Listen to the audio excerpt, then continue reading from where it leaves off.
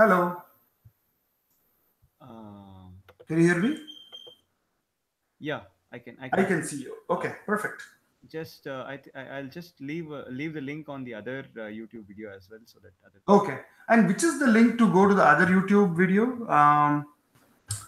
Let me go to Facebook. I guess you're posted there.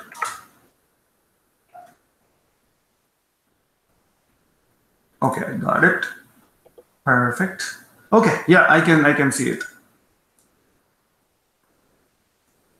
Okay. How do I send a message to others?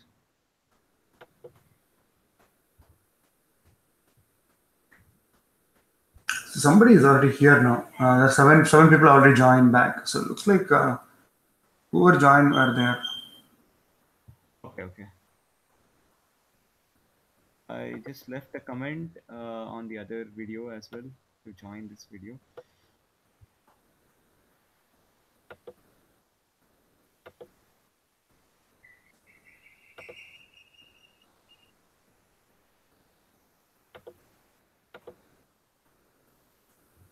There are seven viewers already. So Yeah.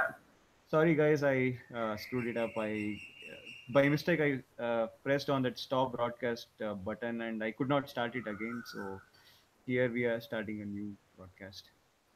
Over to All Aniket. right. Yeah, we'll wait for Doc to join, I guess. Okay, all right. Yeah.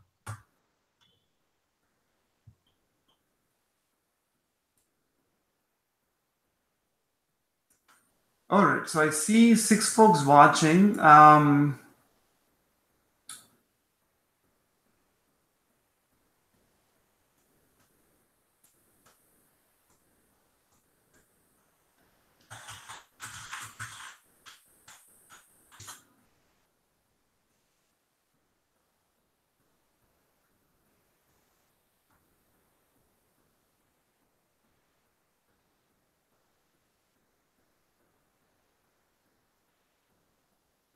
Okay, we have eight folks now, and as soon as Doc joins, I guess we can get going. We might be running a little bit late. I have to send him the this link as well. Just a second. Okay, sure. I We'll sent. probably go over like by 15 minutes, maybe just to catch up on this one.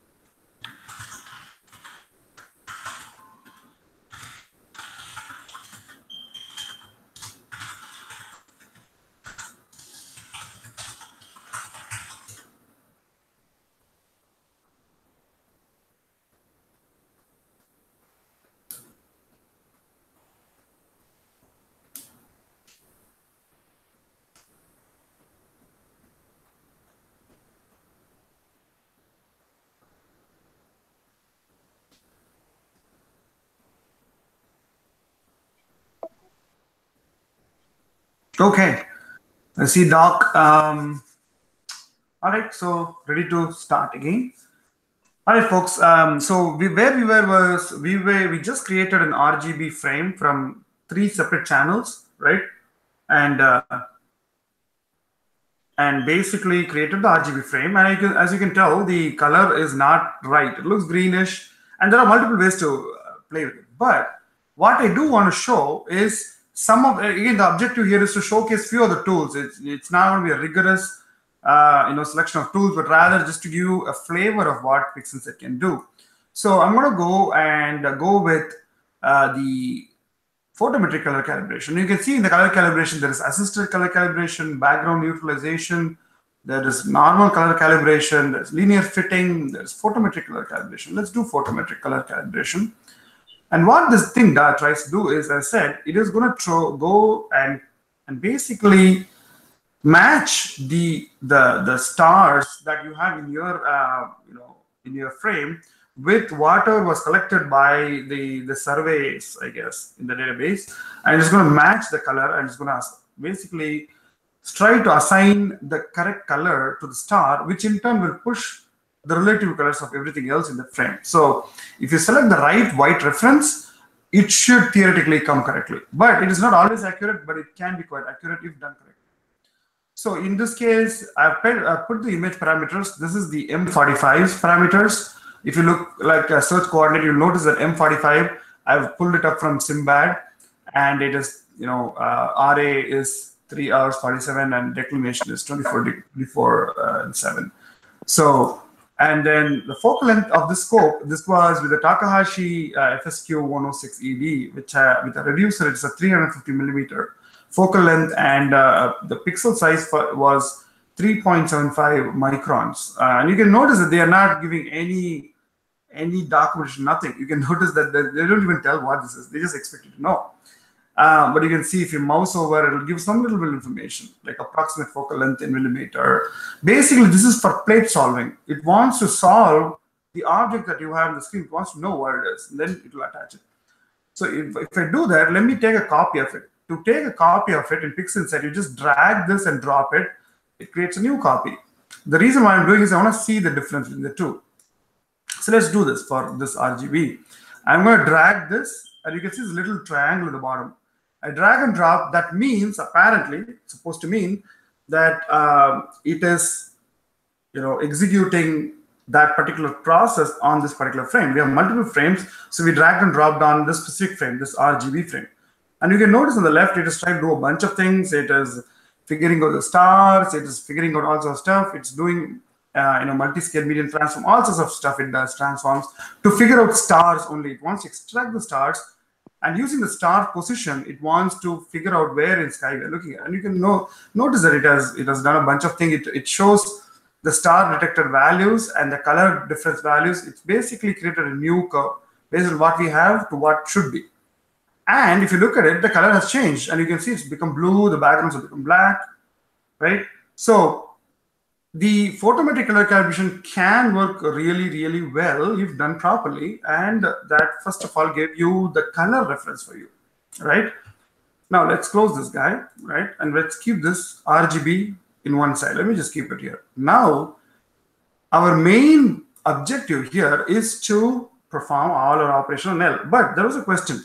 What if I start with LRGB image, right? What if I start with a DSLR image? How do I do it? Well, let's just take this as an example. This is an RGB image. And here in the top, you'll notice there's a little word that says gray. So gray means it's a single channel image.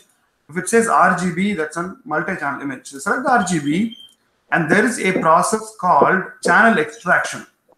The channel extraction, what it does, allows you to extract specific channels. And I want to pick out the luminance only. I want to work only on luminance. How do I do that? I can change the color space from RGB to the CIE LAV mode, right? And I'm caring about only the luminance channel. I don't want the A and B channel.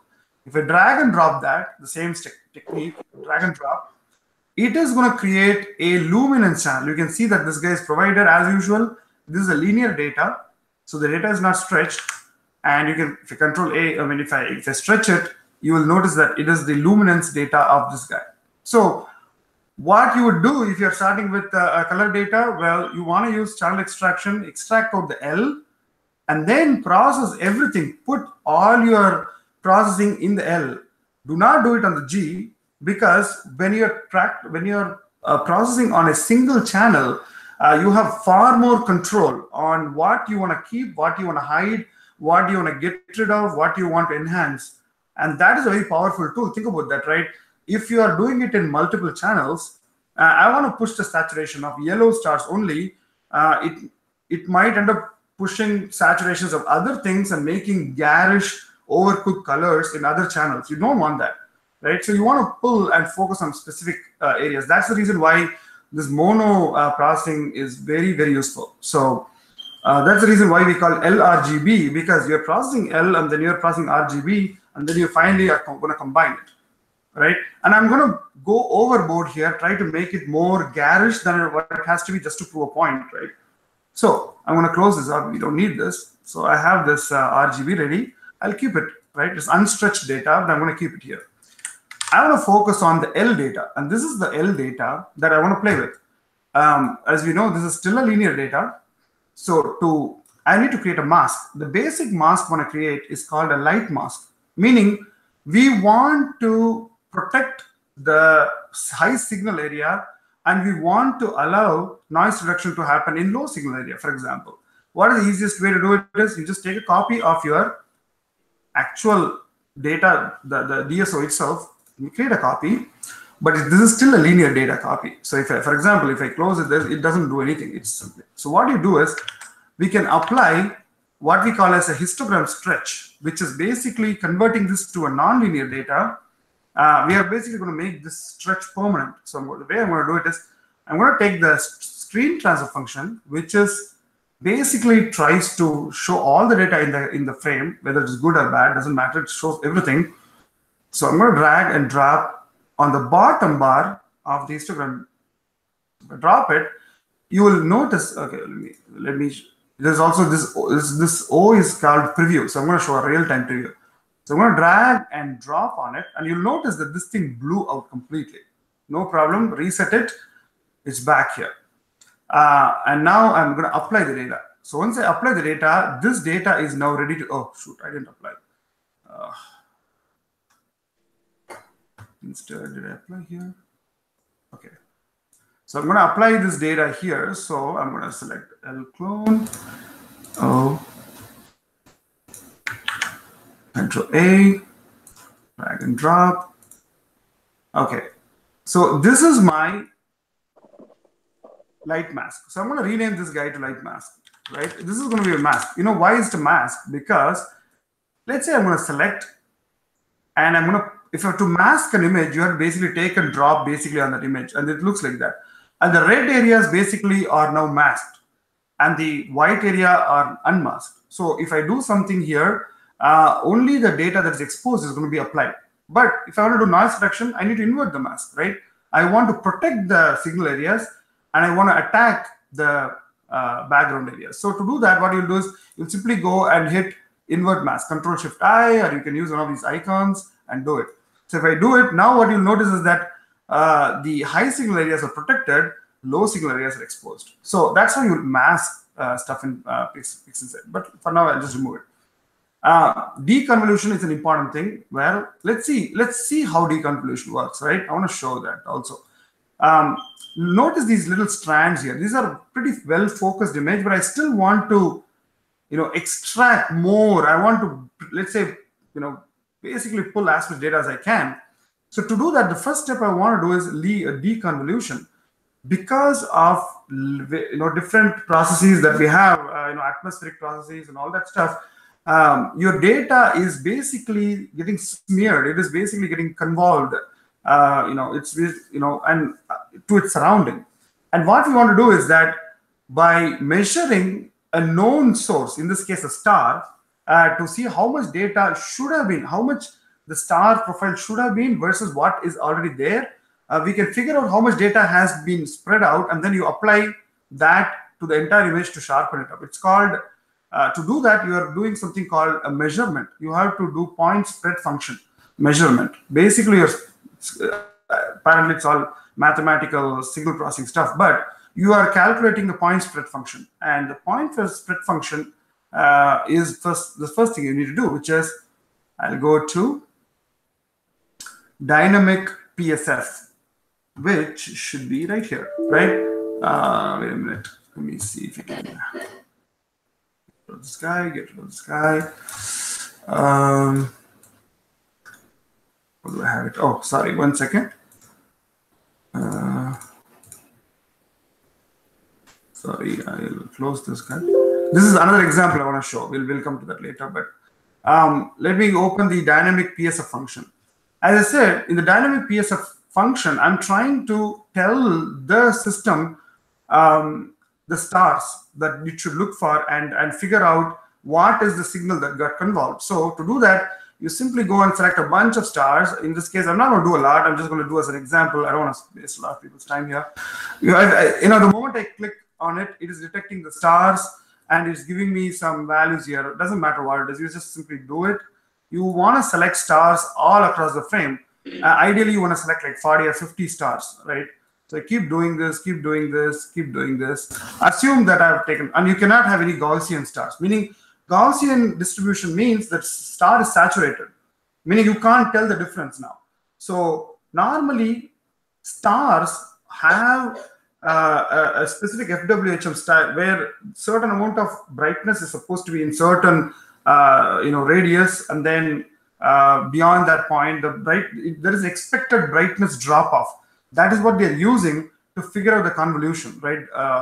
Data. So let me get rid of all these Gaussian stars because those are saturated stars, which we don't want. So I'm going to select a bunch of these stars. They assume that this is hundreds of them. I didn't select. Select all of them, and if you click on this little camera button, it generates what is called as a PSF, point spread function. Keep that ready in one place. Close this guy off. Okay. Second thing I want to do is I want to protect all the areas. I only want to do convolution of signal areas only. I want to basically apply this convolution function for signal areas. Areas that don't have any signal, I do not want to do any kind of deconvolution. So to do that, first I need to provide a star mask. To do a star mask, it's very simple. There's a star mask transform that they provide, and I've already created a bunch of process for it. But it's nothing other than, if you open it, it's a star mask with different parameters, which tries to detect different star sizes. And I simply just drag and drop on this to create. Wait, I'm just basically creating a star mask. Let me run through this and build a star mask. Here is another mask. And as you can tell, Photoshop is not going to have any of these functions. It's just not what it's designed to. So, and we are doing everything in linear state. So let me complete the star mask. It takes more away. It does suck up a lot of CPU though. You do want a beefy system for this one. Okay. So I've created different, basically I'm trying to capture as much stars I have in the system by having different parameters. The tiny stars, slightly bigger stars, very big stars. At the same time, I don't want to capture any DSO. So that's where the whole masking stuff comes. So I'm basically now adding all three of them together to get a pretty accurate star masks. For example, you can see how it looks is if I go and drag and drop my star mask on it, you'll notice that all the stars are basically available now, right? I mean, you can see the stars, everything else is protected, only the stars are unprotected. So it's a good star mask. So let's keep the star masks. Also, here, I'm going to keep this safe. I'm going to use it. Pixel mask to add all the masks. How did you add? Yes, what I do is I simply just create these three different, one single parameter cannot capture all the stars, right? Some of them can focus specifically on the tiny stars, some of them to the mid-level stars, some of them to the last stars. So what I do is I simply create three of them, and I just came with the basic idea, right? And then do a max function. This is the main thing, pixel math. They provide a bunch of mathematical operators that you can use, adding, subtracting. You can write scripts here. You can do a pretty complex scripts right here, right? You can do subtraction, if conditions, all sorts of stuff you can do. And again, I'll show you some of them if you want. But basically, this is a simple. I'm simply applying the max function. So if a star is found in one mask and not in the other one, max them so that you basically capture all the masks. So I have the star mask to do that, right? Now the third one I want to protect the background, because I do not want to apply deconvolution to background. I want to apply it only to the foreground. To the DSO. So to do that, what I normally do is this: I basically take the star mask and just use this as a mask itself. So for example, let me make this mask a little bit more harder, basically, I should say. So I go here and I select my light mask, clone, and I'm just simply going to clip it, right? I'm going to just go clip it, clip more. So I'm going to if you notice, I just want these strands to be deconvolved, right? I don't want to do anything to these this surrounding background. I don't want to do anything to that, right? Because that's going to cause bad artifacting, right? So we don't want that. So I'm going to select this guy, and I'm going to put it. I'm going to first put it. I'm going to protect all the background and allow only my DSO to be available for this operation. And let me hide the mask. The mask is still applied. If you notice, there's still this color is there, right? I'm just hiding it. The mask is still there. It's just not being shown. Okay. Deconvolution is a long-running process. You don't want to do this, and it takes really boring. So what you do is take a small preview, right? Take a little portion like this, right? You want to see what happens when you apply this function and see if you like it. If you like it, then you can apply the whole thing to the full function. So let's look at this guy. I also want to make sure that I don't want to. Let's see how much detail I can get out of this guy. So I want an area with some detail that I want to look at. So you can see there is this area. There is there is this area. So let's see what happens if I do deconvolution. Deconvolution here, there are three kinds of PSFs you can develop, which is called parametric PSF, where you can tell what we are trying to model. The point spread function, you can provide it. You can do motion blur PSF. Assume that you have a very small blur due to your camera moving slowly, left, right, right. A star should have been only in, like, let's say 8 pixel square pixel. Instead of that, let's say it's like a horizontal line or a slanted line. Then you can use motion blur. You can change this angle like this, right? For example, you can rotate it. If your stars are looking like this, you can say this is my PSF. But we are not going to do that. We are going to say external PSF. The external PSF is, remember the point spread function we created? That's what we're going to use. And I want to protect my stars local support. So you need to provide a star mask for it. And I created a star mask and I named it a star mask. And I gave the name right here, star mask. And this particular function can create this bad side effect called ringing. The stars can have black rings around it. It looks really ugly and really kills your product. So you want to protect it. So you want to do local de-ringing, and you can change this guy.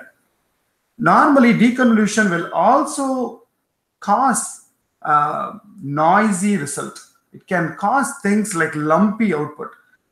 So what you do is you also do a gentle noise reduction as a part of your deconvolution. If you think about, I don't know if you guys have done registacks in planetary. If you do wavelet sharpening, you also want to do a certain amount of noise reduction to smoothen it out.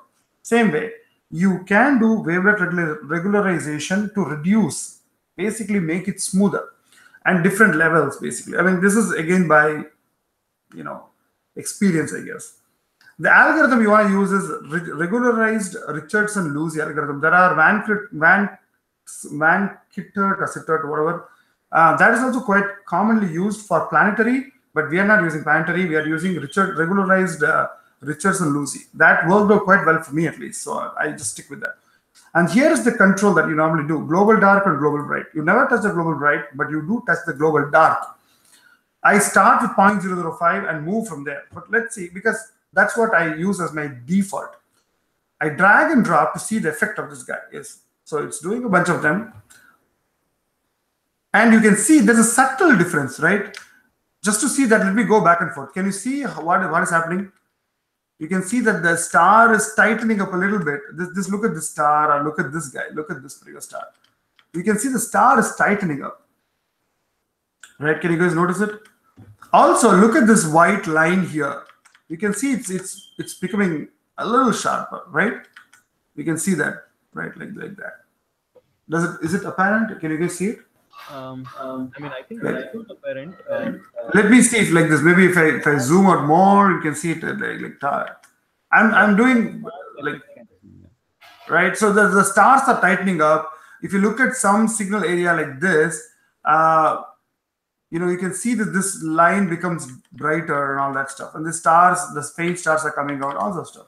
So remember that I did not do a good job of collecting a lot of stars for PSF. So PSF could be wrong, but this is purely just to show you guys. So I'm going to do the deconvolution. I assume that I like this result. Assume that, right? Because you can go really bad if you deconvolve too much. You will get this ugly artifacting, and all sorts of ugliness will occur. So you should be very gentle with it. But this is an example of, assume that this looks good, kind of stuff. So I'm dragging and dropping onto it, and it is performing the whole deconvolution to the entire screen now. So that's the first step. So I always want to do deconvolution first. And to do that, you want to try it over and over again till it comes to a point where you like what you like. Certain times, people want to go over sharpened look. Some people don't want to do it. If you think about it, stars can look with very hard edges, look ugly. They look hard edge stars do not look normal or natural because stars will have the smooth drop off. They should look like almost like a mild drop off. You don't want hard edge stars, which is usually what happens if you over sharpen things. That will happen here as well. So for example, if you look at it, Control Z, so if I go back and forth, you can see the difference. Let me see if we can zoom it here, right? Look at this line. If I go back, this is very fainter, this particular line. If I go right like this, you can see it's more prominent, right? Less, more, less, more. Right? Does it make sense? Is it visible? Hopefully, because it is very subtle, but you don't want to overdo it. So yeah, like this, it's visible. right? So now let's assume that this looks really good, and you want it to be very smooth and all that stuff. So back and forth, you're happy. The next step is noise reduction. Okay, tons of tools are available for noise reduction. Pixelset provides some of the best tools, right? One being TGV denoise. There are other noise reduction tools available, ATROS, wavelets. There's also is CDNR. Let me see if we can find all those. Noise reduction. You look at noise reduction, ACDNR. A lot of people love this TGV denoise, MLT, MMT, multi-scale median transforms, and multi-scale linear transforms. There was also one other interesting tool I forgot. There's one more called forgot the name already, but there is one more script available also. But anyway, my choice. Yeah, go for it. Mule denoise, right? Mule denoise, yes. So people love that too, right? I have been sticking with TGV denoise because number one, I don't like denoise. I do not like noise reduction. First of all, if you can tell it's noise reduced, it looks really ugly in general, in my opinion. So you want to keep it to a point where it still looks a little grainy because it feels it should look as if, again, it's completely up to your taste, right? What you want to do. But it's all up to everybody's taste. But I usually go and do TGV denoise, which is total something variation, total generalized variation or something like that. Let's see this guy. Okay, this is TGV denoise. And what this guy does is, if I go and take mask and remove the mask, let's look at this as an example. You can see that the background is a little grainy here, and there is side signal areas. If you do denoising using other applications, they can't tell the difference between high signal areas versus background. It doesn't know. Where in here, these guys mathematically, I guess, apply using a mask. Again, you need to provide a mask for it. Using a mask, it can detect which is the foreground and which is the background and which one to attack. So it can do a real good job. If you look at this local support, there's a tab called local support right here. And the local support, you need to provide the support image, which is the mask. In this case, again, the light mask, which is nothing other than a stretched version of the image that you're trying to operate on. And normally I just give the light mask. I do not touch anything else. I leave everything in default. And then this edge protection, how much of an edge are you going to protect? Like as it comes closer and closer to the actual signal. So this edge protection is what you'll be playing with. Let's say, just to give you an example, let me go overboard with this noise reduction. So again, let's do it on the preview, drag and drop. It's going to run through it. And hopefully this is clear once it completes. And you can see that the noise reductions occurred here, but you can see it's ugly, basically. It really destroyed a lot of background data. Ugly stuff, right? But you can I'm just doing it just to show you. But ideally, what I do is I'll just simply keep it very, very subtle, like, 2 point something. Let's drag and drop here. By the way, no data change has occurred yet. We are only previewing it. So data has not changed. Now I'm changing, I'm reducing the edge protection. Basically, I'm gonna, and you can see that it's a little bit more gentle. If I go back and forth here, you can see back and forth. You can see that the background graininess has reduced. Right? Can you? Is it apparent there?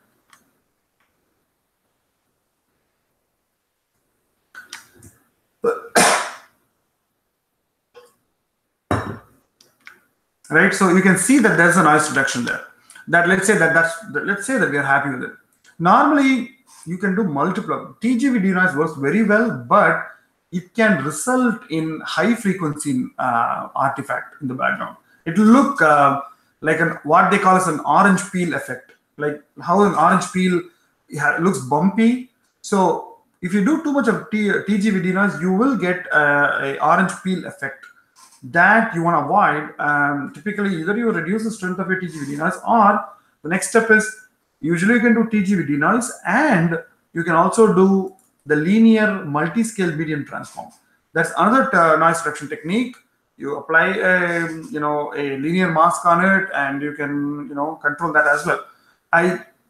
If I've reached a point where I have to apply TGV denoise and the multi-scale medium transform, I know my data is really poor, basically. At that point, things are not looking good, in my opinion, because every time I've reached a point where I have to do this, I've never really liked my end result. So most of the time, that usually means that you have to go and collect a lot more data. Basically, that's that one. But it's still a tool available to you. Some people prefer multi-scale medium transform. Some people prefer Mio denoise, TGV, linear TGV, MMT, all sorts of stuff. But I usually just do TGV denoise. So let's say that I'm going to do that now. Am I going too fast? Hopefully, it's not meaningless at this point. So what we have done so far is we have basically created a RGB image. We have calibrated the colors and we have left it alone. We have not done anything to it. We took our light channel, right, L, we took our L, and now we are trying to basically squeeze out as much data out of it as possible, because that is what is going to provide the detail layer. L is what is going to provide the detail layer. And you will soon see that I will destroy the RGB details completely. I do not want any data from or any detail from RGB. I want RGB layer to only contribute the chrominance data to it. No, nothing else. I do not want anything else from RGB, right? That's what I'm going to do. So that means everything that I'm going to do is going to be done at the L layer, right? Make sense? Hopefully. Yes. Okay. So now at this point, I'm ready to stretch this image, right? So the stretching, which is where now I'm going to go from linear domain into non-linear domain. I'm going to start using our favorite tool, which is histogram transformation. So histogram transformation is your stretching. It's equal to your levels in Photoshop. So I'll select L. And what you want to do is there are multiple ways to stretch. Histogram is one of them. There's also, I said, there's an arc sync sine H stretch that you could also do. I've not done it. I use it only for color data, but you can see that it is also available for stretching as well. Do you prefer mask stretch or do you prefer histogram? See, I do not like mask stretch because the stars become super weird with it. And I've tried it, never really liked it. So basically, I do not use mask stretch. I've tried enough of mask stretch. The stars become like really weird with it. And every time I've realized that, us controlling the stretch results in a better data than mask stretch. Mask stretch is nice if we are not able to do a good job with it, but I found at least that the histogram stretch works quite well. It's vanilla version kind of stuff, I guess. So if you look at this, what I do normally is I do a series of 2 or 3 stretches. Sometimes I'll do basic stretch once, and then I will put a mask on it and just stretch the DSO. If let's say my background is really ugly and I have a lot of dust modes, I didn't have a good flat calibration, and flats have, if I didn't do flat calibration, I've left lots of these dust modes and all sorts of weird things. In those cases, I will have to stretch only to a point where it is not visible, and then I have to use masks to just stretch the DSO. Usually that looks ugly, but you can get by with it. For example, here, first stretch. I do a first stretch. I usually never go past the 1/4 mark here. Basically, keep the peak at 1/3 typically. That is the first stretch. Every time you apply a stretch, you reset it. The first stretch is over. Now, what you can do is you can basically clip it. As you can clip the black point, notice how much of data you're clipping. I notice that I'm not clipping any data at all, 0%. So I can really go all the way here, and I push the black point down. Right now, the black becomes really dark. Again, reset it. I can stretch a little bit more now. Bring it back to 1/3 now. Okay. When it comes to 1/3 now, and I look at the data, and I'm saying, okay, is my background looking good? Is my details looking good? If I'm happy, I'm going to stop at that point. But you'll notice that the more you stretch, the background is starting to fall apart. Your stars are going to become bloatier and all sorts of stuff. So at some point you're going to stop, and I usually stop right at 2 stretch or 3 stretch maximum. Usually one main stretch to 1/3. Clip the black point to a point. Maybe I'll lose some amount of data there, but usually I'll never go for more than 0.01% of the shadows, and then stretch a little bit more to bring it back to 1/3, and I'm happy at that point usually. So let's assume that we are happy at this point. Now the question is, okay, what do I do now? I'm in a linear domain. This particular file now can be saved as a 16-bit TIFF, and you can open it in Photoshop, and you can continue processing there as well at this point. Because now you're entered into non-linear domain now, right? Now, what can I do? I can do a bunch of stuff here. First thing I do, let's pretend that this is a galaxy, right? And in the galaxy, I want to do HDR transform. By the way, guys, hey, it's already half an hour past our targeted time. So I'll try to close it off pretty quickly. I know people are going to be busy, so I'm quickly going to close this off. But let's say that I want to do HDR. I want to basically go for HDR. What I'll do is, if this was a galaxy target, I will do HDR transform at this point. Depending on the target, the number of layers have to be changed. If you're targeting large scale, big large scale structures, you have to change this layers counts basically, and basically I will apply with a lightness mask. Lightness mask meaning, again, I want it to apply it only to the high signal area.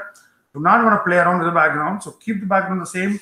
Just do an HDR transform of this high signal area. Look how bright this is. It looks too bright. Let's see what happens when drag and drop to this guy. And you can see that this HDR transform basically converted from this bright oversaturated thing to this. Basically, now we have recovered more data. But again, you want to what do you call that? Control this well, because it can look very flat. It can look unnatural. So usually what you can do is do a combination. What you do is you basically take a copy of it, right? So for example, I have this L and I have a copy of this L clone, and I have 2 copies of these 2 things now. So one is with the HDR transform, the other one is without HDR transform.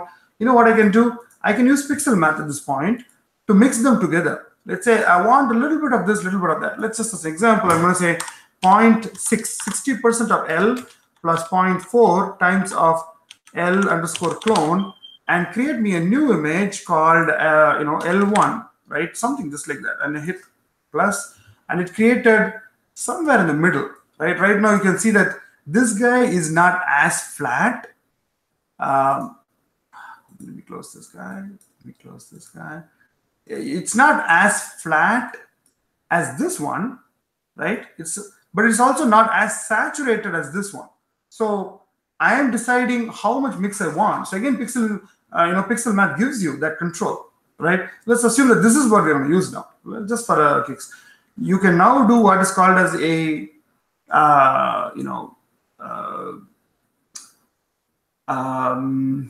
where is my friendly local histogram equalization? Local histogram equalization, what it tries to do is, instead of applying histogram to the entire image, it is going to take a very small portion and it is going to change the histogram of that small little squares. What this allows you to do is it boosts the contrast of very, very fine structure. So let's say I want to increase the filaments here. I want to make it very, cool, right?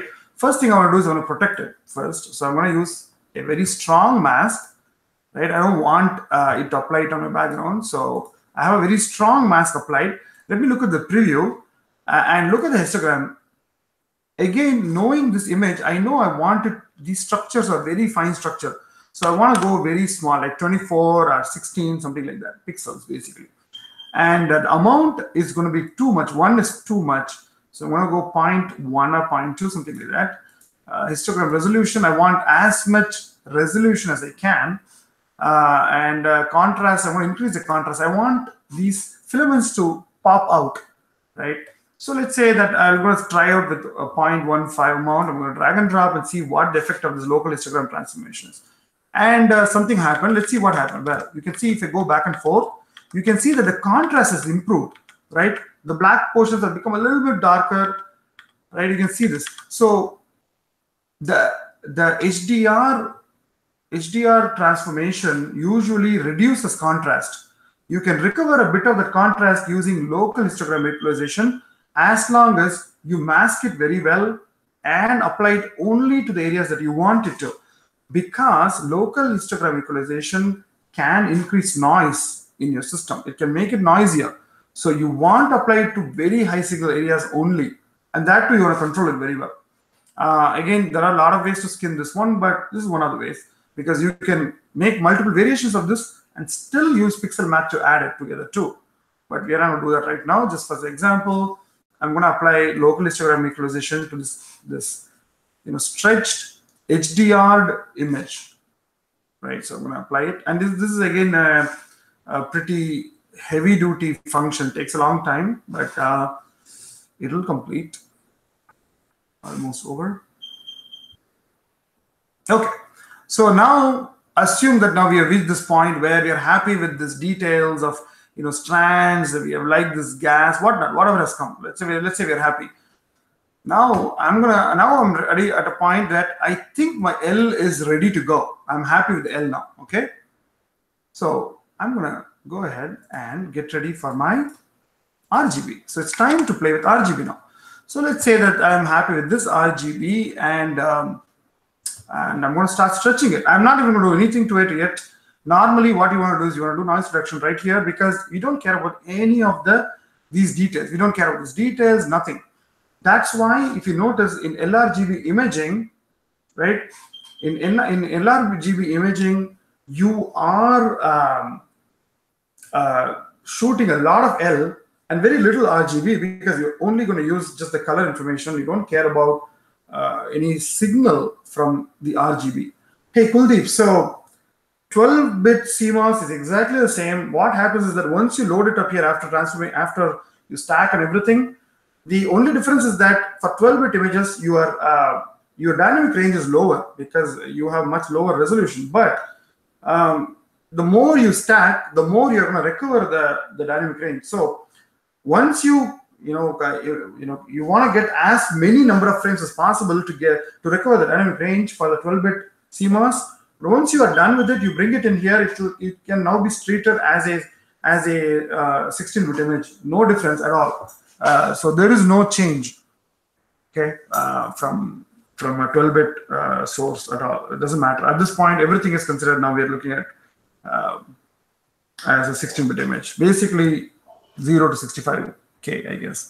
Anyway, this is RGB. Assume that I'm going to do a strong noise reduction. Again, in our example, let's just assume that this is a noise reduced image. Maybe I can do it.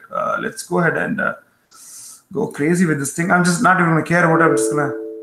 I'm going to, what happened here? Light mask. Light mask. Oh, come on. Sorry, guys. Give me 1 second.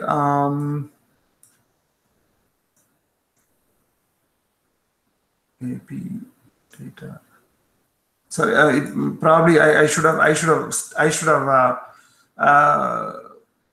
align both of them together. Let me align this quickly. So this is L2. So I'm gonna convert. Give me 1 second.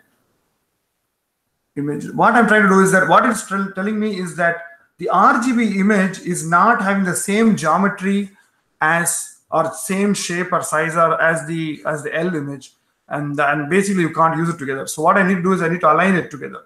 So I'm simply gonna align my RGB to my light L, L. So I'm just gonna drag and drop onto this guy, and it's gonna align it.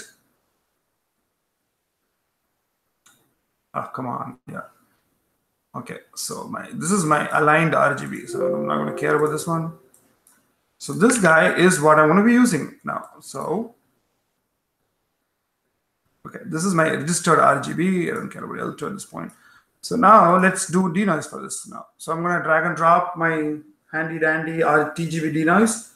It'll take longer mainly because it's a 3-channel denoise now because RGB. It's going to do that. So let's wait for it to complete. We're almost at the end of this thing, at least at the basic point where we will get an LRGB output. And once you get an LRGB output, at that point, again, you are going to go play with noise reduction, star reduction, color manipulation, whatnot, whatever you want to do at that point, you'll do. At that point, you could probably export it to, Photoshop and use your other plugins if you want. There are real nice plugins available in Photoshop that you can use, like Annie's Astro Actions, the Nick plugin. All these things can help. There was another Noise Ninja. Also, all those things can work as well. You could even push it to Lightroom and play with there as well. Sometimes that helps a lot. But at that point, you are basically ready to go. As you can tell, it has completed noise reduction on channel 0, which is R, and has done it on channel 1, G, and now it's going to complete it in B. But you'll notice that I don't really care about it. The only thing I want to make sure here is that the colors look correct, which means, the central 2 stars are very interesting to look at. This particular pair, you will see the top one is a yellow pair, the bottom one is a blue one. And in these 4 stars, you can see that there is blue, yellow, yellow. So you want to make sure that these things look correct because at this point you want it to be correct. Let's do this. Okay. So the noise reduction is completed. As you can tell, if I go back, there is noise here. This stuff. Right click, the noise is gone, reduced at least. And I'm going to do a stretch now. So I'm going to stretch this guy using histogram transformation. Select RGB. There is a bunch of ways to do this. Again, I'm gonna mix it with L. So I'm going to do a very basic stretch. I'm going to do a small amount of stretch. This is good enough, really. I really want to keep this one dark because when I mix it with L, I tell how much of L component has to come in. So I'm going to do a very little stretch, just enough for the colors to be available. That's it. I don't want any more than this, and I'm good, right? So this is your RGB ready to go. Well, it doesn't look impressive yet, right? It looks pretty anemic, but our L is basically ready to go. We have fully, prepared L ready to go. So let's see how we want to do this. And clearly, these 2 guys are completely different. One looks with lots of data, one looks very little data. What do we do? First thing, we want to destroy all these details in L. And to do that, the best tools for that is Atros wavelets. So in the Atros wavelets, it basically breaks this, signal into different frequencies, right? So it breaks it up into, very small structure, larger structure, like that. What we do is simply select each of the layers and we remove the detail out of it. So we uncheck the detail, basically. So it's basically we're saying that we don't want any of the detail in layer 0, layer 1, layer 2, layer 3 and 4. And layer 1 is fine detail. Layer 2, you can say the scale is 2. Layer 3, the scale is 4. Layer 4, the scale is 8. You can increase the number of layers to 5, and I don't want layer there also. Let's say that I'm going to get rid of all the data here. And if I drag and drop, you know what's going to happen? It's going to basically make it blurred. You can see this all completely blurred, right? So you can see that like that. Let me make it 4. So you can see that this guy is all blurred now. Going to be blurred again. So you can see that the structure is sort of there because I only took out 1, 2, 3, 4. If I did 5, even more data will be removed, but it's all there. Okay. Now let's get ready to mix it. So I'm going to take 2 copies of it just to see the difference. I have copy 1 and copy 2.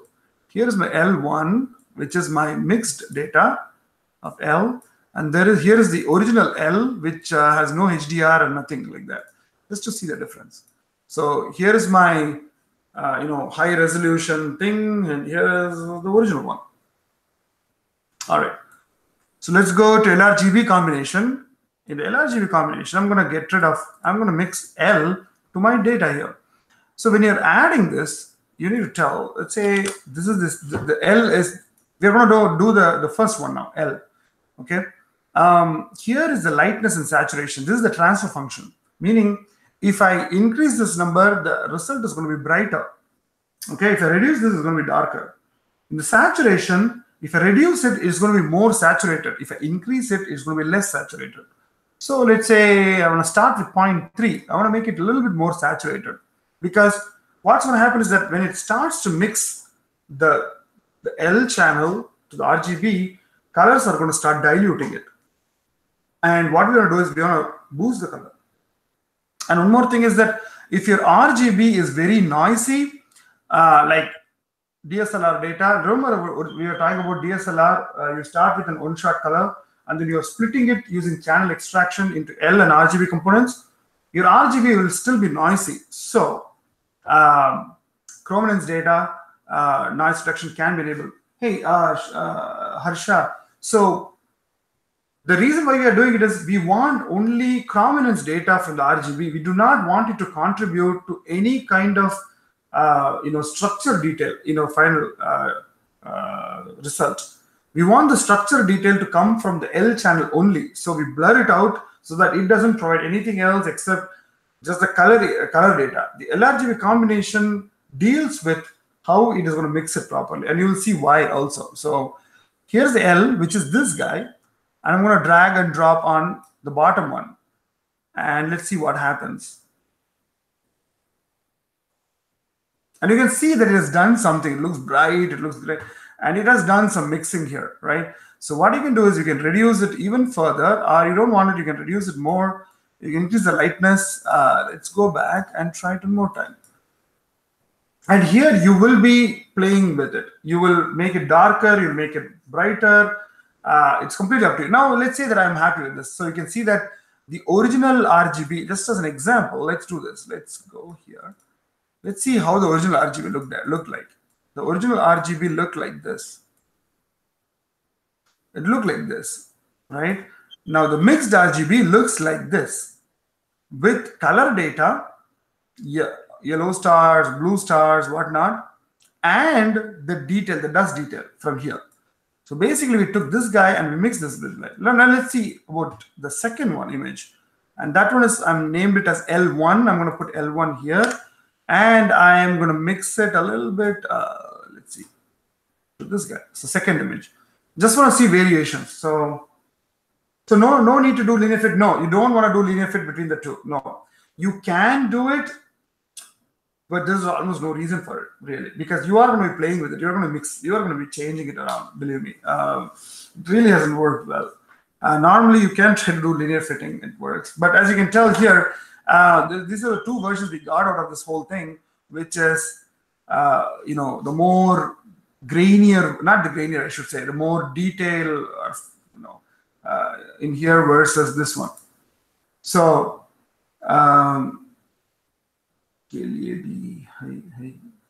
Photoshop process के लिए भी है क्या? So Photoshop, no, we have not gone to Photoshop at all. This is purely PixInsight currently, right? Photoshop you can still do, but I don't know how you will do LRGB combination with Photoshop. But I'm pretty sure there are plugins that can do LRGB combination in Photoshop. I'm pretty sure Annie's Astro Actions provides that, but I've never really tried it. Uh, Here is where I stop, right? This is the point where I say, okay, I have an LRGB master. From this point onwards, I can continue processing it in Photoshop here, or I can push it into, let's say, just as an example, I wanna export it and save it as, let's go to data. Let me see if I can push it to, sorry, SSD, M45. Let's say I'm going to call this as def, M45 LRGB, and I'm going to store it. The problem is that once you go to Photoshop, you're going to get only 16-bit from the 64-bit because Photoshop doesn't support beyond that. You can't do anything about it. So I'll go here and go to where I stored. I stored it in SSD, AP, M45, this guy. So this is the data that I just created it, and now it's available here. Now you can do a bunch of things. You can do, your friendly Nick plugin, or you can use the Annie's Astro action. For example, let's try to do something. Let's try to apply some curves, and let's say I'm gonna make it a little darker. I'm gonna make some little curves transformation, maybe, I don't know, like that. I'm gonna do some vibrance control, right, like that. You can do a bunch of these things, and then you'll basically flatten the image. You can do some actions like dynamic enhance, which is brighten it up a little bit more. You can reduce the star size, all sorts of cooking stuff you can do right here. I mean, to me, usually Photoshop, I'm not good at Photoshop. I don't know enough to use it very effectively. I can get by. Basically, I can do masking a little bit here and there. I can do some cleanup and all that stuff, but usually I end up overcooking it in Photoshop. And I know people can do real good things with it.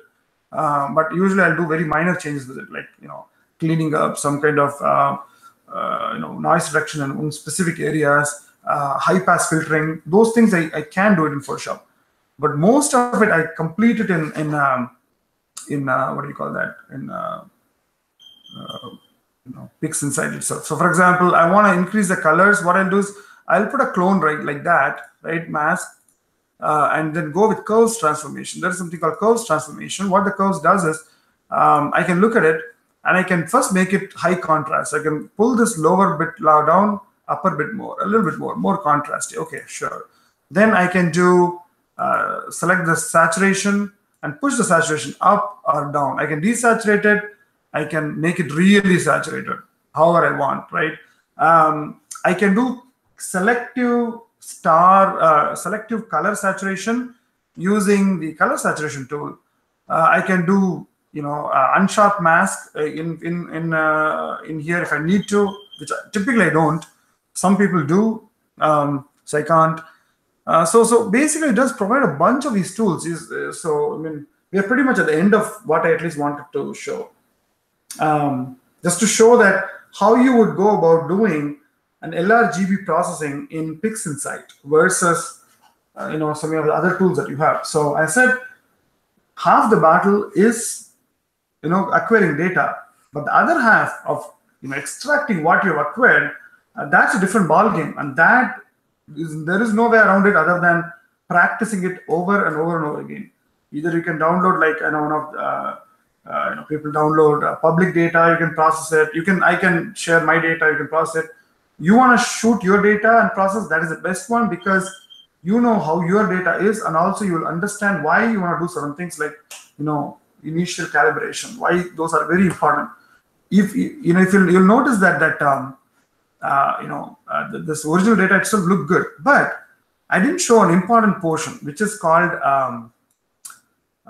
dynamic background extraction. Here is an image. You can see that this is a very typical image that we'll get. You will see that there is a little bit of faint ringing here because my flags failed.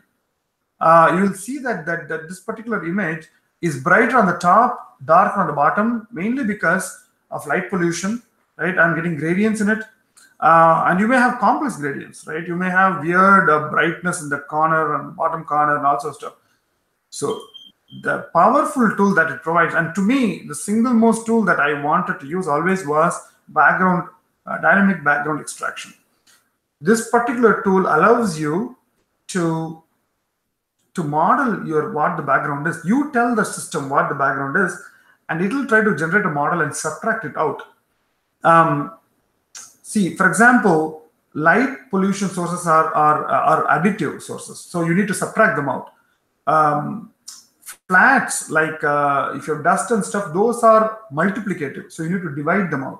So depending on what you want to get rid of, you want to select the right tool. For example, let's say I want to get rid of this what do you call that, bright source.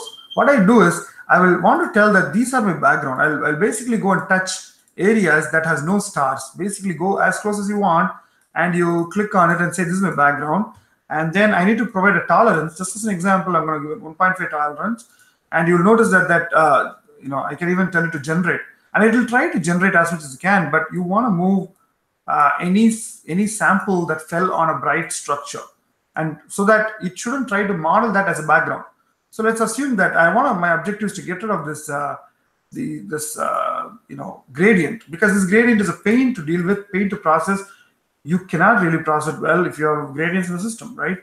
So you will model them out like that. Then I know that this is a light pollution source, which means it's an additive source.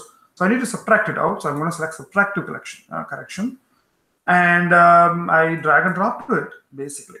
So now it's going to do two things. One, the model, right? And you can see that it detected that here is a darker portion. This area is bright.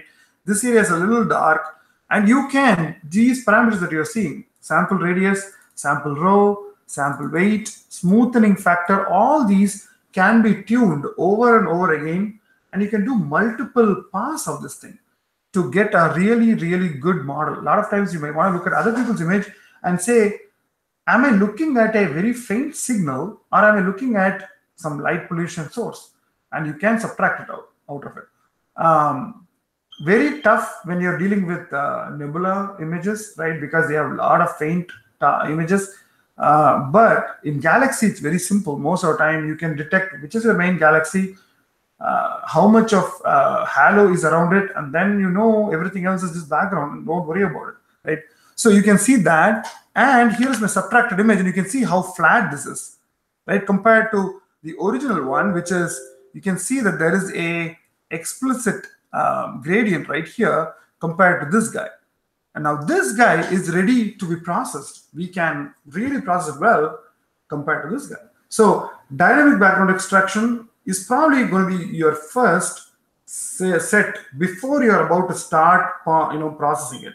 So you'll stack it, you'll get your master frame, you will crop out all the edges that has junk in it, like stacking artifacts.